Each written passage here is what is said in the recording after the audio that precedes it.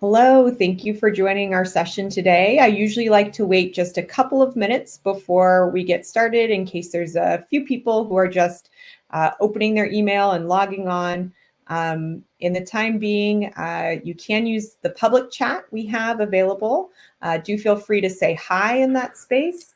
So I'm going to say hi and welcome. I always like to know where people are tuning in from. So if you want to say hi to all of us speakers and maybe shout out where you're joining us from today, that would be awesome. The goal is to also ask questions throughout the session. We'll have a really nice Q&A at the end. So want to encourage you to be active in the chat if you're comfortable doing that.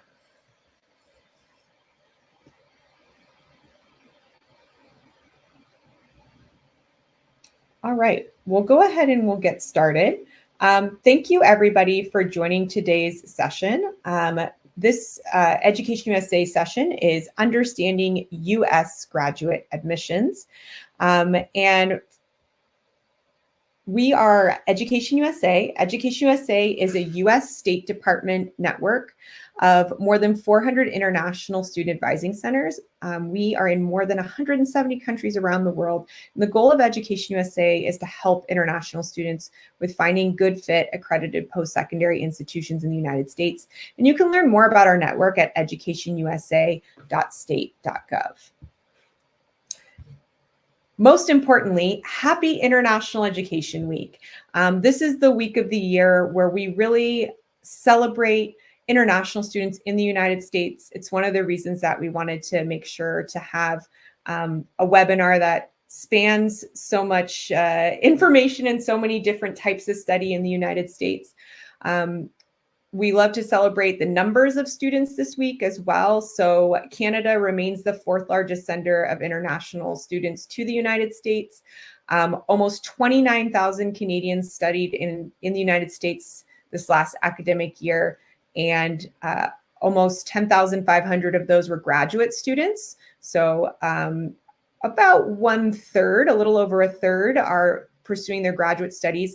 And a large number of students remain in the United States to do what's called OPT, optional practical training, where you can take what you learned in your studies and you can work for a minimum of 1 year. And if you're in a STEM field, up to 3 years, and really get some practical time and job experience. So a lot of Canadians take advantage of that. My name's Jenica Heim. I'm your advisor for Eastern Canada, and I'm joined today with our Western advisor, Rachel. And Rachel, come on and say hello. Hi, everyone. My name is Rachel. I'm the Education USA Western Canada advisor. So if you have any question after this webinar, feel free to reach out to me. And here's my email address, vancouver@educationusa.org. Thank you. Thanks, Rachel. And Rachel's going to be here in the chat. So do feel free to send her a message if you're somebody who lives west of Ontario. I have Ontario and East. So in Education USA Canada, we provide free resources. We do a lot of online and in-person events, and we have a lot of updates on social media. So if you're a social media user, in particular, we recommend you take a look at Instagram. During International Education Week, we are highlighting a bunch of Canadian students who are studying in the United States, and we do Tuesday tips and a lot of great stuff on that channel. And of course, check out our website, educationusacanada.ca, for our for a lot more information. We have some handouts here in the room. So if you go to the handouts section, you can download a bunch of our great checklists that we've created. And you can go on our website to the resources section, and we have those same handouts there as well. So we try to keep all our resources up to date on that website. Before we get to our speakers, I wanted to give a quick vocabulary lesson just so we're all jumping off from the same point here. So a graduate degree is a degree that you can pursue after you've received an undergraduate degree. An undergraduate degree is typically a bachelor's degree. So if we do have any students in high school here, you first get a bachelor's degree before you go on to potentially receive a graduate degree. At the graduate level, you have your Master's of Science and Master of Art programs, which are usually about 2 years, and your Doctor of Philosophy program about 5 years. I won't go too into depth because our first speaker is going to give you a lot more information on those fields. And then you have professional degrees, and there's a lot of different types of professional degrees, such as MDs, MBAs, MFAs, JDs. These are all focused on becoming a profession designated in a certain field. And we have 2 additional speakers today who are really going to dive deeper into MBAs and JDs. So those are the differences and the vocabulary that you're going to come across when you're searching for graduate degrees. So as mentioned, we have some really excellent speakers with us today. Dr. Nairi McDonald from University of Notre Dame will be speaking about generally pursuing Masters of Arts, Masters of Sciences, and a bit about PhD programs as well. And then we will have Melvin Dubois talking about law programs. He's from UC Davis. Then we have Teresa Rodriguez from Brandeis speaking to you about business programs. So those are typically MBAs at the master's level. And unfortunately, our speaker, Dina Izquierdos, was not feeling well this evening, but we still have her slides to speak a little bit about engineering. So I'll make sure to share those slides with you. And so I'm going to pinch hit for Dina tonight on engineering programs. And engineering is a bit of a mix of master's degrees and those professional degrees. So we'll talk about what the difference is there. And finally, I'll highlight Fulbright scholarships. EducationUSA is at the Fulbright Canada office. And so we will be highlighting a bit about what those scholarships are and that you can apply for them potentially to help fund your studies. So with no further ado, I am going to turn it to our first speaker, Dr. McDonald. Thank you so much for being here, and go ahead and take it away.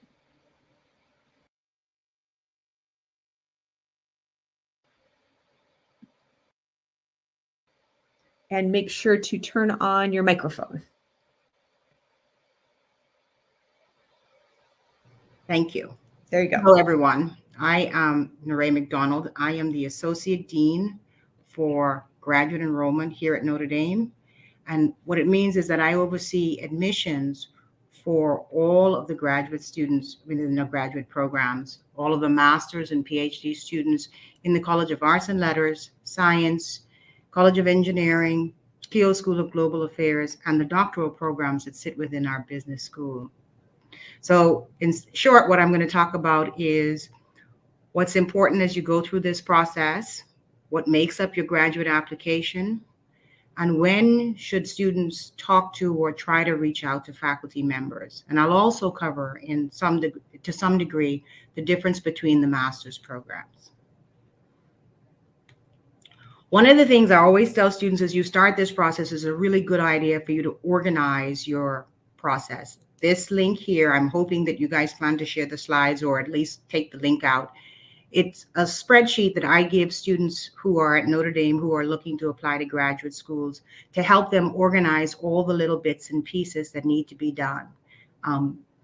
Most of the students that use it tell me that it has been pretty useful as they track everything from the letters of recommendation to whether or not they have their GRE scores and what they are, and track how much it's going to cost as they pay for all of their graduate school applications, because in most cases there is a fee attached to a graduate school application. When you think about the master's programs, and that's primarily what I'm going to cover, a master's program is anywhere from 1 to 2 years. And they essentially fall into 2 buckets. You have what we call the traditional master's program. And then you have the professional master's programs. The traditional master's programs is a set of programs that I oversee. They're often a Master of Arts or a Master of Fine Arts or a Master of Science degree. There are lots of other designations, but it always starts with a master's. It takes 1 to 2 years. Usually they are partially to fully funded. And what I mean by that is that students who come into our Master's of Fine Arts program here will get a full tuition scholarship as a part of their admission process. They might also get a stipend, which is money for them to live off of while they are pursuing this degree. The professional master's programs, I know you'll learn more about the MBA a lot as we go through this later, but there is another grouping of professional master's programs that might sit within a graduate school. And once again, the duration is anywhere from 1 to 2 years, and they tend to have limited funding. And sometimes the students are paying for that entire thing themselves. The purpose is really to deepen your understanding of whatever area. So for example, my bachelor's degree is in chemical engineering. And when I went to do my master's degree, I decided that I wanted to focus on drinking water quality. And so I spent 2 years, or I spent a year and a half working in the drinking water quality issues. And then I went for my PhD, which allowed me to go even deeper into a separate area. Another reason to do this is for career advancement or to change your career path. It's not uncommon to see students come back for graduate school to pursue a master's because they want to deepen their understanding, change their career path, and just expand what's available to them in general. The set of skills you pick up along the way as you pursue a master's include a higher degree of independence. You tend to be much more of a self-starter by the time you finish these programs, and you can ask more poignant questions about whatever is going on in your life, research-wise, because it helps you actually discern what's important.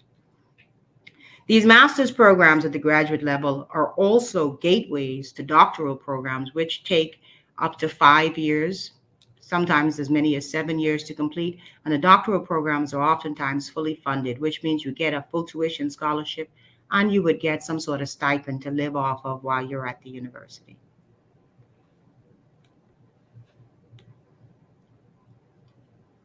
So just to recap, the traditional masters may provide some stipend annually, and they often come with a full tuition scholarship. On the flip side, the professional master's programs, they tend not to offer stipends as often, and sometimes they only offer a partial tuition scholarship. But both programs, no matter which one you do, are considered gateway programs to doctoral degree programs. What do you need?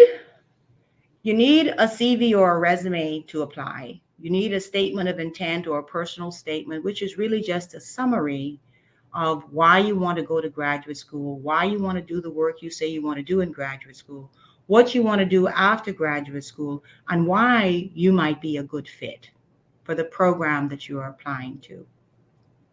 I think one of the most important distinctions in graduate school education for my purposes is that for the most part, the faculty members in each of these individual programs are making the decision. And so you're not writing to the same kind of employee of the university that you wrote for when you were putting together your undergraduate application.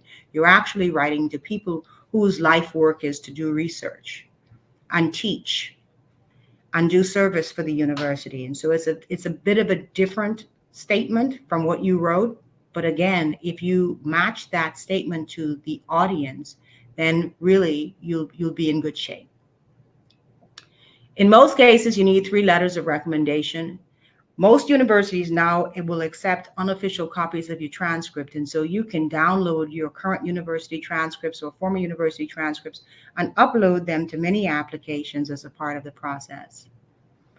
For non-native speakers of English or people who were not educated in English for at least 2 years, you often need to take a TOEFL or an IELTS or a Duolingo test. But if you are a native speaker of English, then that is not an issue at all. There's usually some sort of application fee. I've seen them as low as $75 and as high as $150. And it really does depend on the institution. In many cases, you can ask for application fee waivers. And to do that, you either look on their website to see what their process is, or you email the graduate admissions office. For programs like the Master of Fine Arts in Creative Writing, you often need to provide some sort of writing sample, which is really a sample of the work that you've completed some time ago, and it could be as many as 15 pages long. It really does depend on the program. And as long as you put together that writing sample, keeping in mind what the program's requirements are, you should be in good shape. The GRE, the Graduate Record Examination, is sometimes required. It really is, once again, program dependent. At Notre Dame, we have some programs that would require the GRE, and then a whole host of others that are not interested in the exam at all. So when you look for the programs that you are interested in, make sure that you know what the requirements are. Almost everybody has an option for you to add additional information that you think will strengthen your application. And in general, there's a handful of programs that will often have some very specific program requirements that are built into the application or accessible through their website. Make sure you're aware of all of the program requirements and that you make sure that at the end of the day that you've done all of the things that need to be done to submit your application.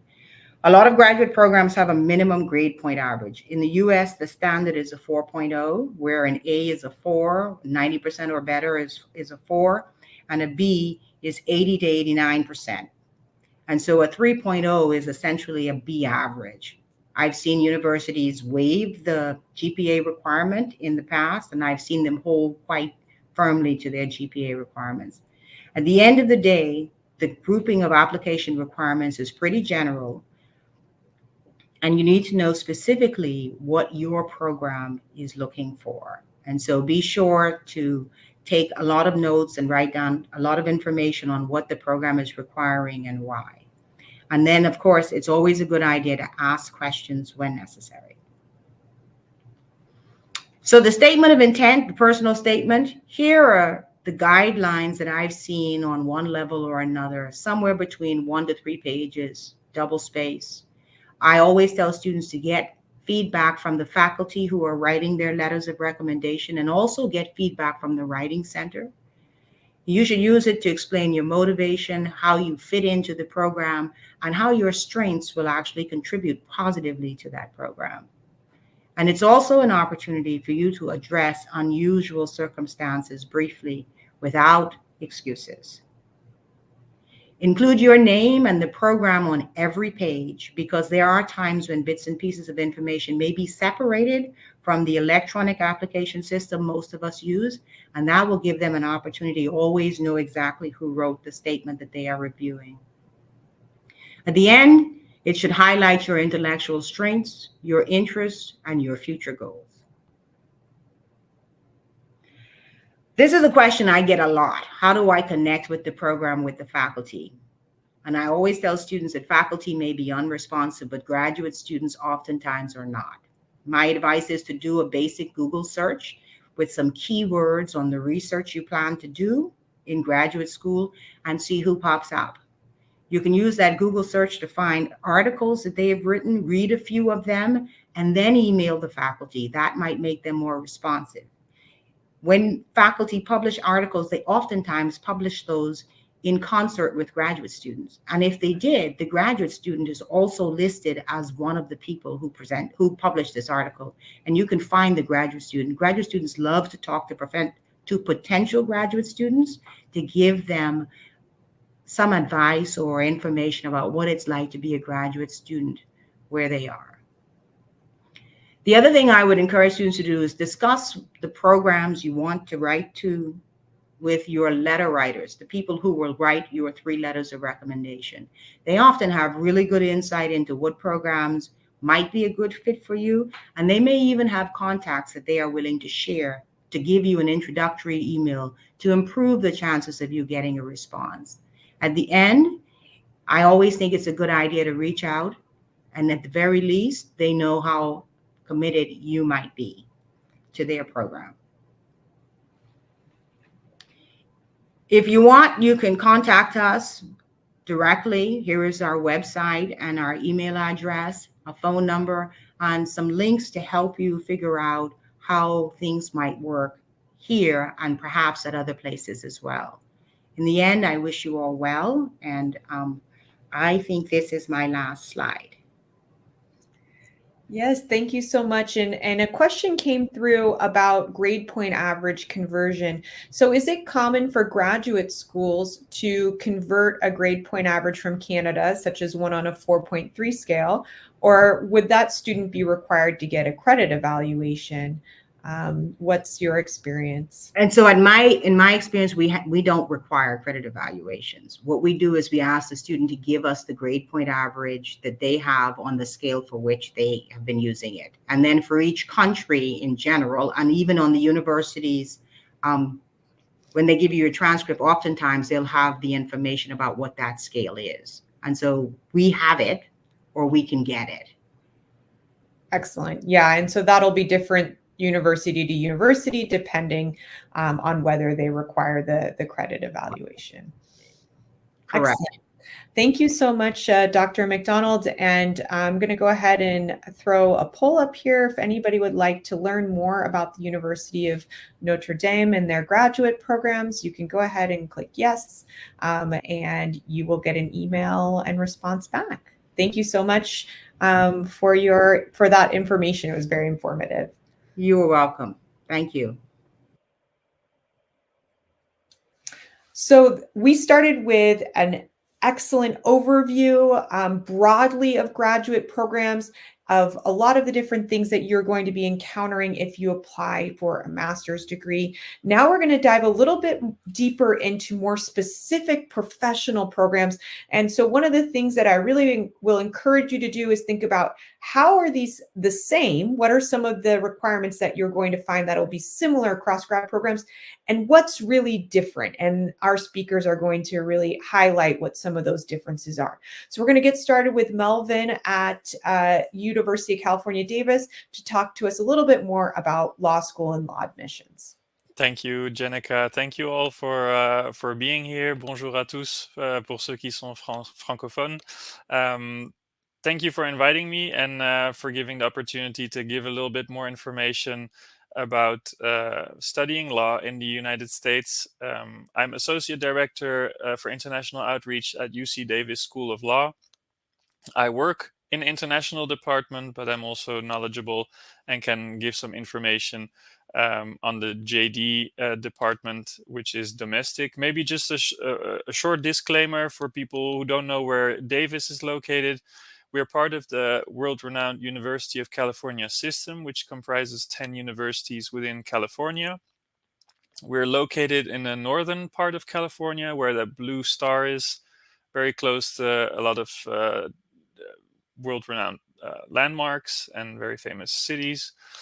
For a little bit of background information, Davis is a college town with around 68,000 residents.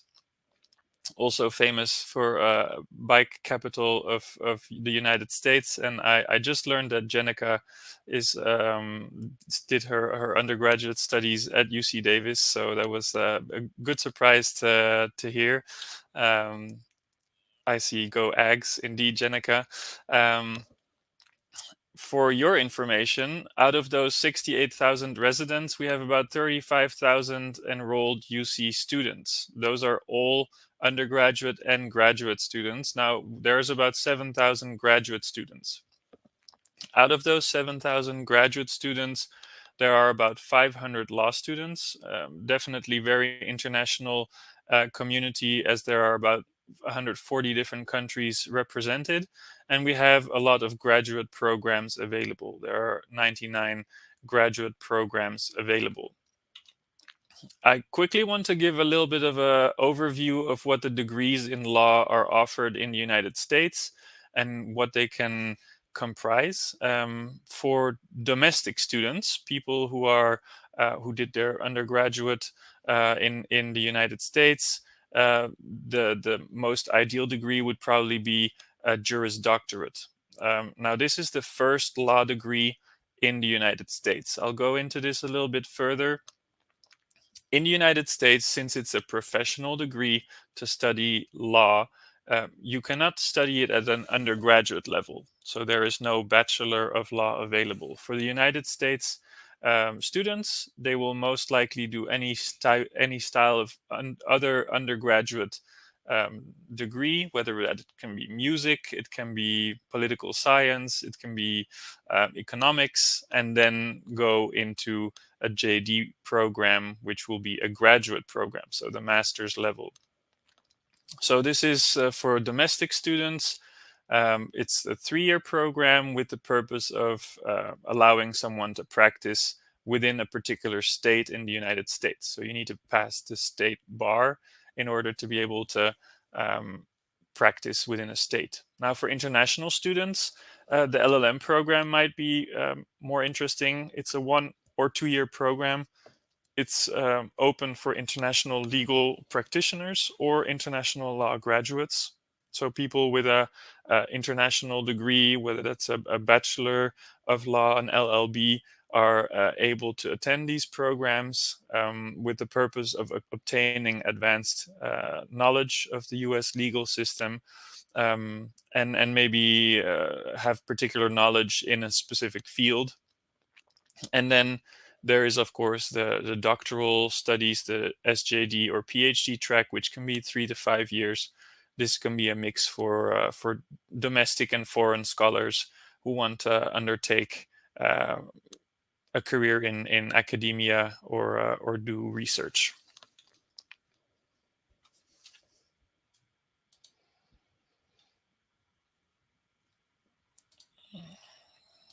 There we go.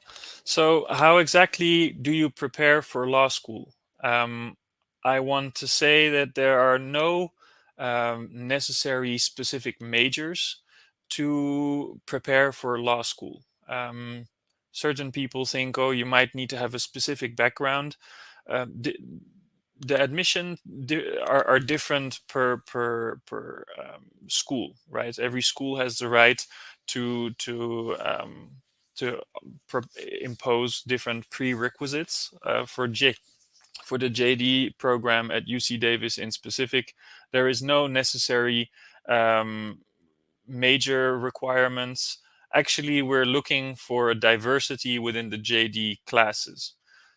Like I said here, not only political science, we want to have a diversity in the JD classes.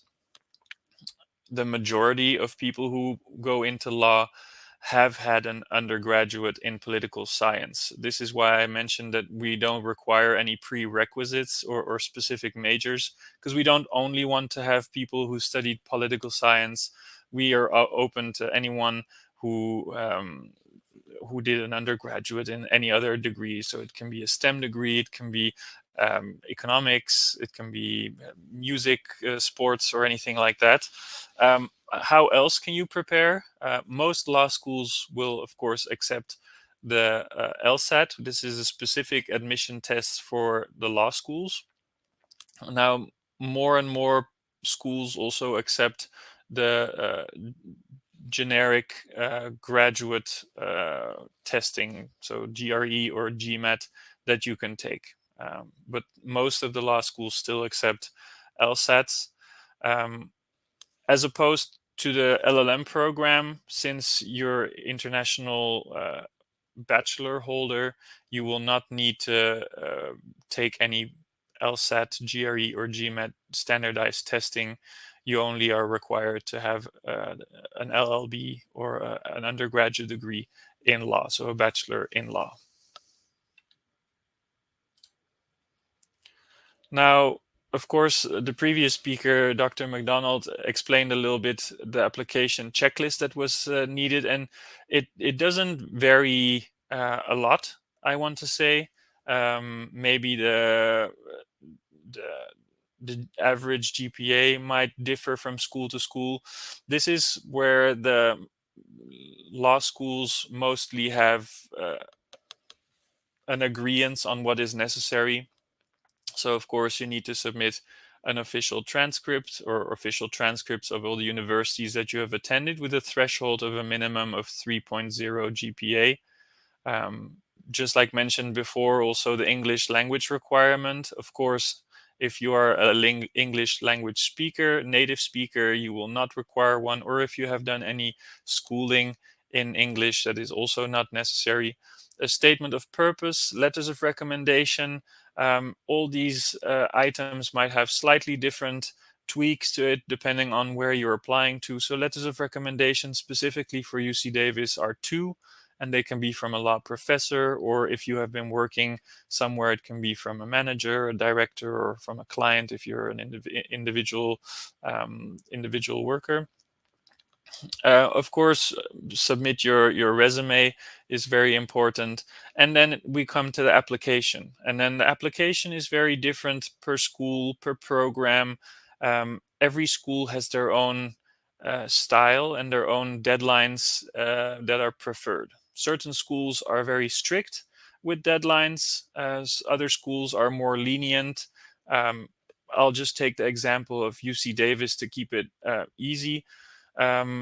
Specifically for UC Davis Law School, the JD side, so for the domestic students, there is an application that is open, or applications that are open from September till March 15. March 15 is the hard cutoff deadline. How does it work? There are about 250 positions open for the JD next year class, and they start filling up from the moment that the admission starts in September. So the earlier you start with your application, the more spaces that are still open. If you start applying just before the deadline on March 15, there might be very few spaces left over, if any, for the next year. For the LLM program, for example, it is again different, still within the same university and within the same law school. The LLM program has rolling admissions. LLM program has 2 start dates. We have a start date in January or a start date in August, and therefore we can accept people throughout the year, which is called rolling admission. So there are no strong deadlines required.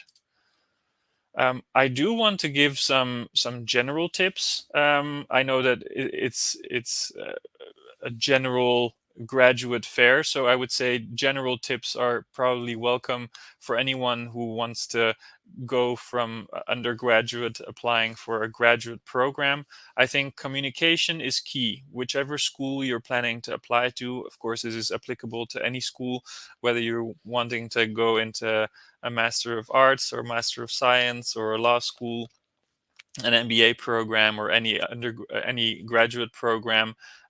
You want to be communicating a lot with the school that you're planning to apply to, ask a lot of questions, and attend webinars or fairs that are usually are filled with free information.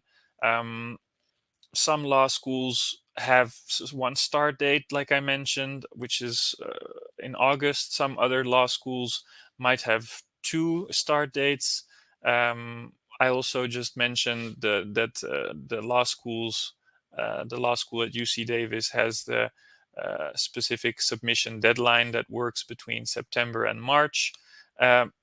Another general tip is to get your documents ready as soon as possible, especially the documents that take longer, like the letters of recommendation, which can take a little bit longer since you're dependent on when the recommenders will submit it to you.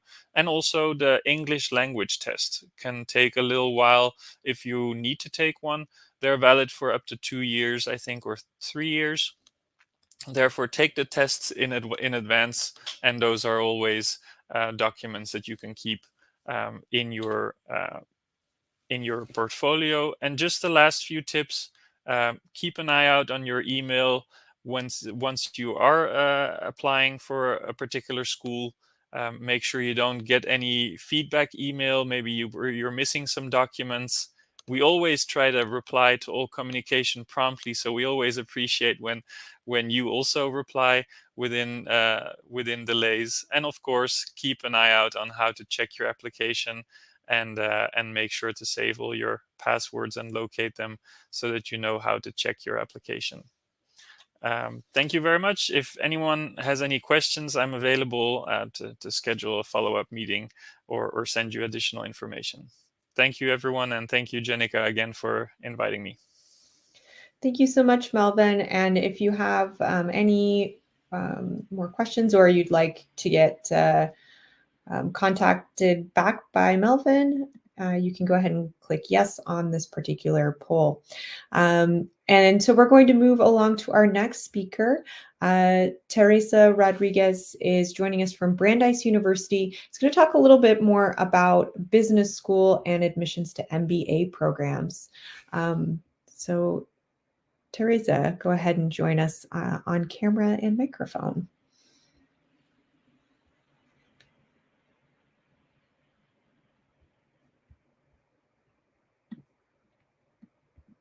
Teresa, you're Yes. there. Okay. You go. I can hear you. Perfect. All right. I got it. Thank you so much. Thank you, everybody, and a happy International Education Day. Definitely, it's a week, I had to say, because definitely a lot of things are happening at Brandeis in celebration of this special recognition by Education USA throughout. It's very exciting. And with that in mind, it's really, I'm happy to be here to talk to you about the international or the business school programs. My name is Tere Rodriguez. I'm the Senior Associate Director of Admissions. I've worked at Brandeis for more than a decade already, and definitely enjoyed working with graduate students looking for business programs. We are located, for those that might not be familiar with Brandeis, we are just like 15 kilometers outside the downtown area of Boston. So we're in Waltham, Massachusetts. It's a very nice college town, very close to the Boston area. So I do appreciate what my colleagues previously, talked about, the application and so forth, as one of them alluded to.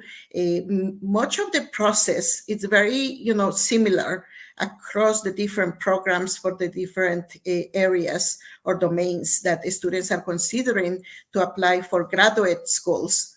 I think I'm going to focus a little bit, probably I will, go faster on the requirements specifically for the application, which are very similar to the other programs that have already been discussed. But I wanted to focus a little bit on, what sets apart, like an application for business school in terms of what the admissions office is looking for and the backgrounds that we're kind of seeking out in the applications. So I think that, application focus beyond the academics. With that, I don't mean to disregard the importance of academics in the application for the business school, because academics are very important as well. We do consider, also a 3.0 GPA, within our applications. That's what we like to see, but I think that, and also, I would want to, just share with everybody that many times, we get the question asked from prospective students, but how would I, pursue a business program if I don't have a business background or I don't have a business degree? We actually, get the students from different paths of life with different backgrounds that then, they want to kind of pivot or get a specific focus into their career beyond college or beyond certain amount of work experience that they already have. So for business schools applications, definitely, we do a holistic approach of all the requirements for the application. But I will say these are kind of some pointers for students, for applicants to consider as they are preparing an application for business school. The resume is very important. Definitely you want to highlight, all your professional achievements and definitely bring out about, the leadership roles and the impact that you might have made on these roles that you have held. And this actually refers, professional achievements also refers to those that may have been, may have completed an internship. So, for example, for the MBA program, we do require some work experience, full-time work experience after you graduate from college. So typically, at least 2 years of work experience, which is what we require at Brandeis.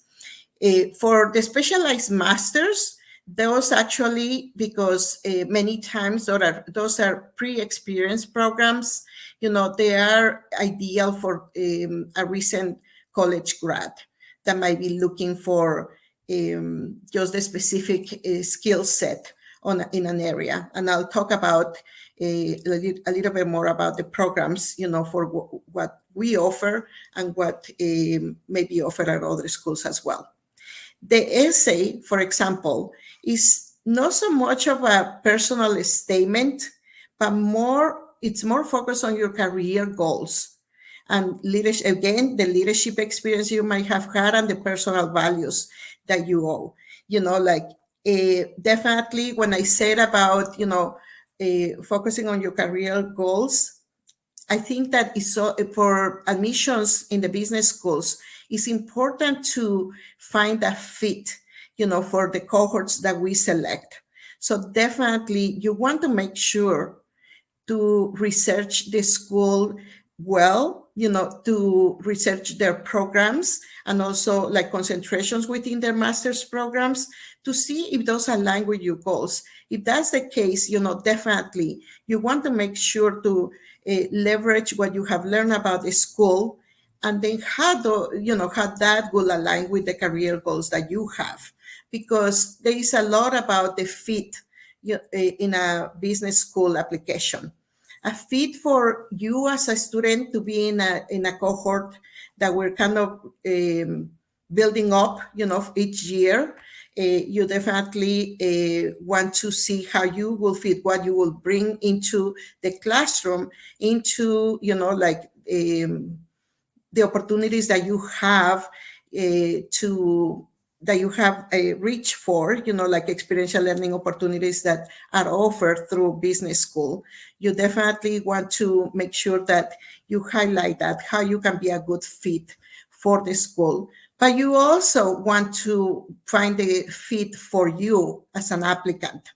That's why, it's important, as it was mentioned before, it takes time, to prepare, to get onto the process of application, because there are all the items that you have to put together, but it's recommended to do that in advance because you're going to be doing a lot of research on the schools and the programs, to find a fit for you as well.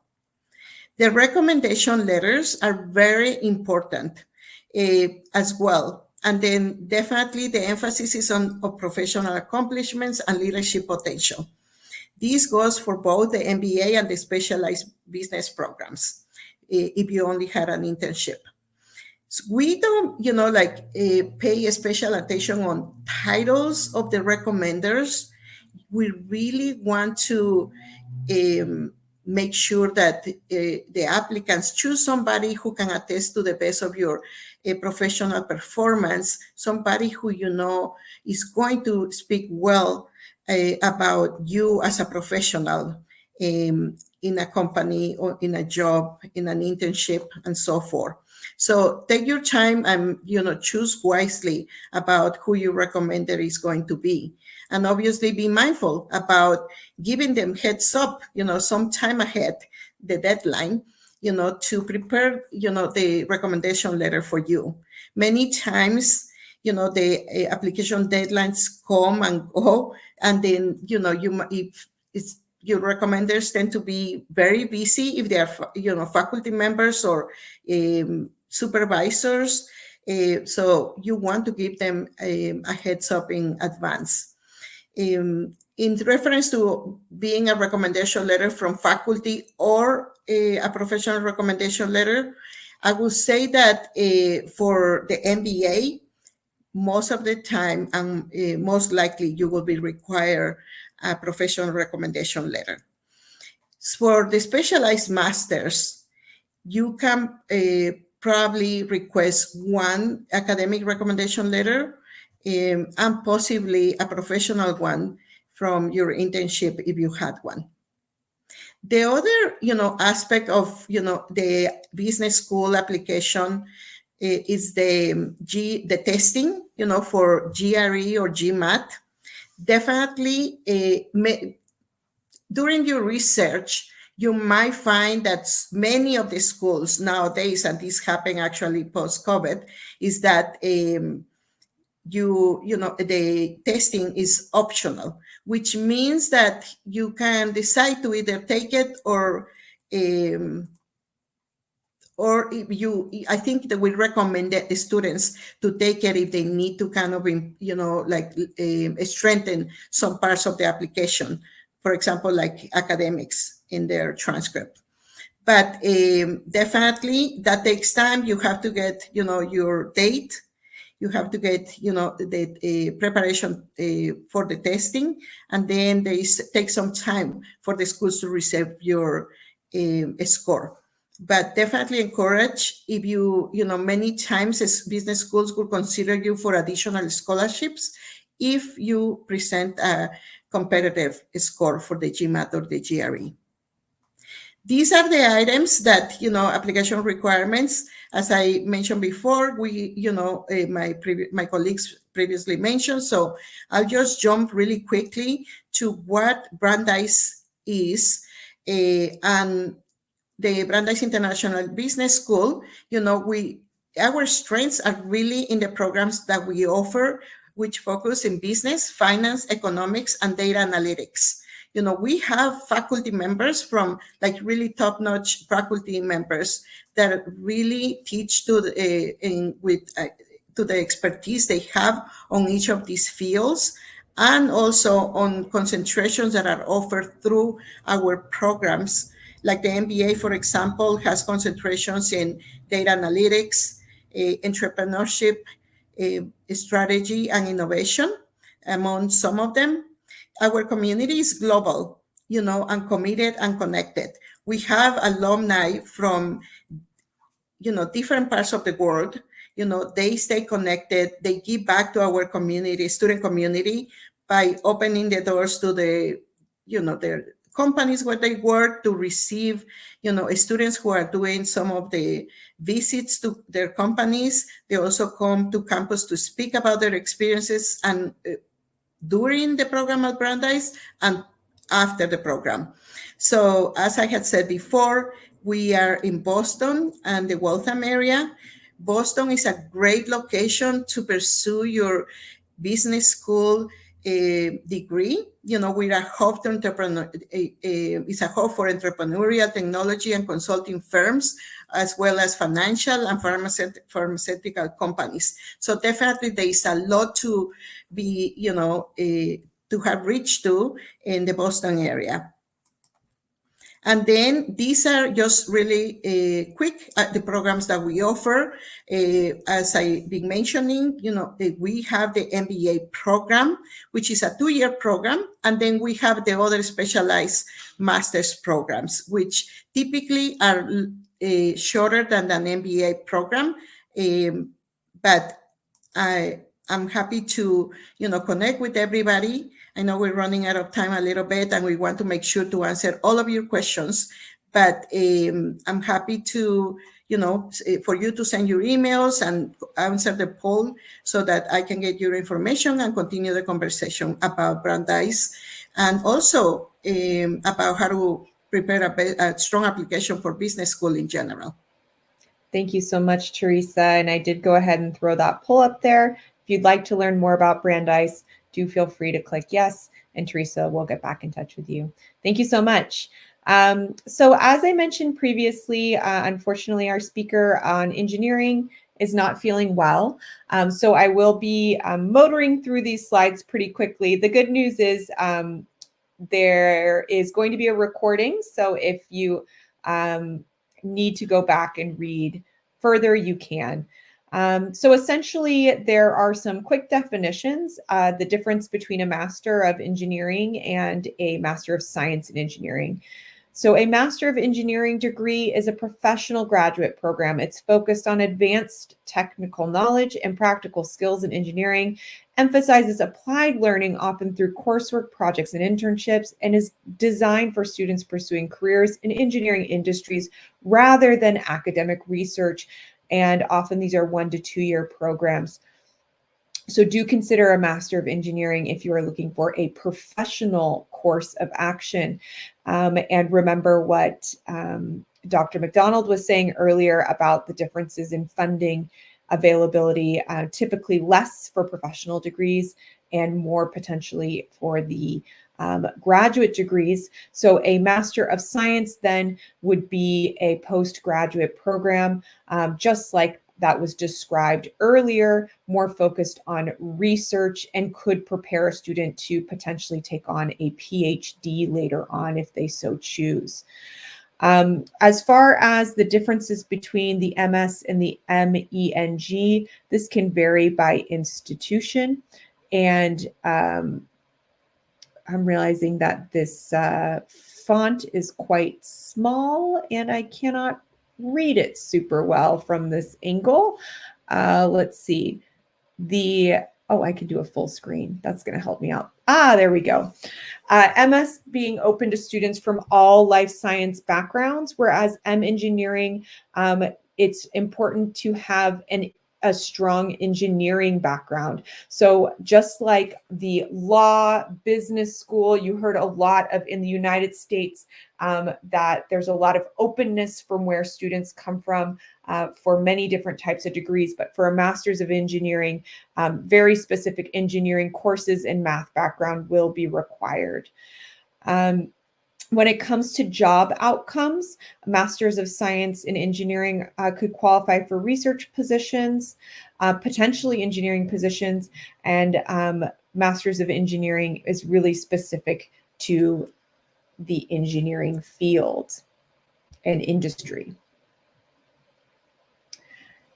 If you do a degree in STEM, we did speak a little bit about optional practical training already. So any engineering degree would be eligible for the 36 months to work in OPT. When it comes to choosing an engineering degree, identify your interests and strengths and research academic institutions in the United States, review program curriculum, and check accreditation. So one of the biggest difference for a STEM or engineering degree is making sure the program that you are looking at has the accreditation for the field that you're going into. So that's an important difference in STEM. I would also say that when you're coming back to Canada, making sure you're meeting all the designations for your local engineering, provincial engineering group that designates all of the provincial standards.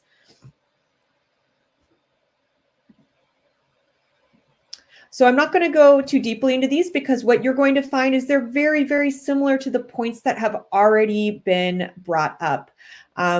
And you'll see that for engineering programs, you are going to have many of the exact same requirements and tips that are critical for all different types of master's programs.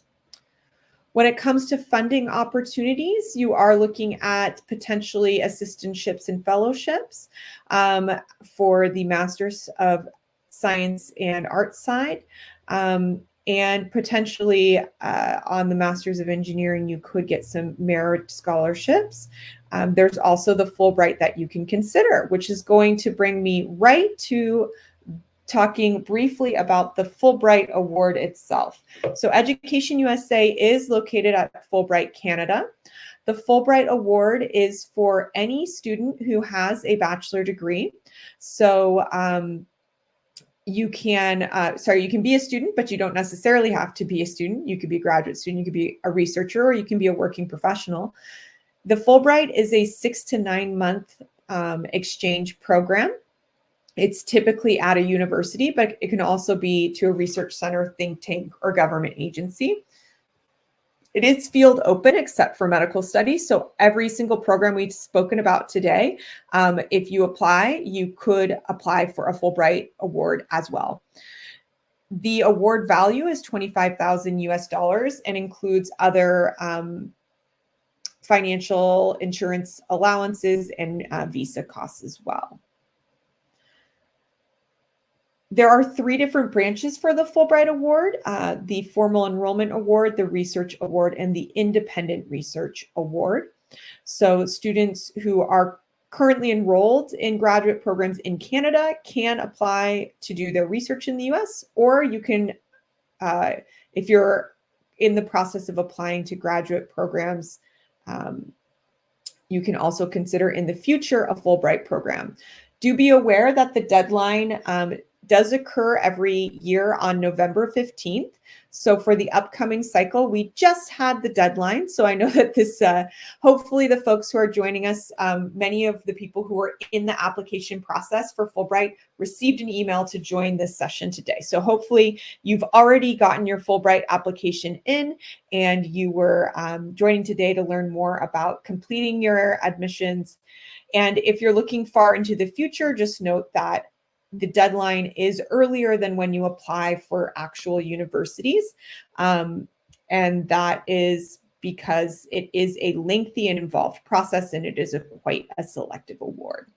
I'm going to invite my presenters to come back on camera and microphone as we address the 2 questions that we received. The first question is about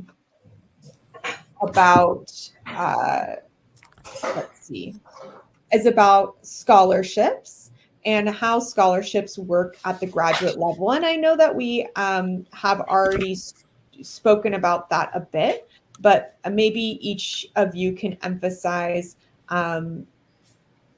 scholarships available typically for the types of programs that you have. So Dr. McDonald, I know you spoke about that a bit, but do feel free to also highlight Notre Dame's scholarships.